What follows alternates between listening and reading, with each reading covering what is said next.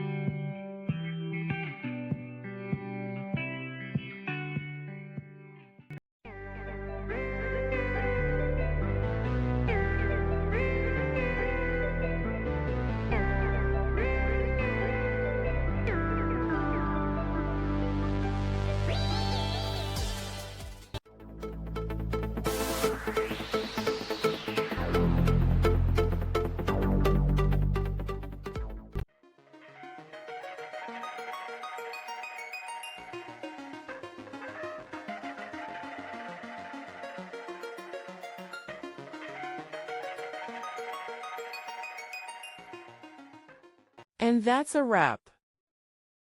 I hope you found the answer you were looking for. If you did, take a second to hit that subscribe button. It really helps out. And let me know in the comments which solution worked best for you. See you next time in the debug zone.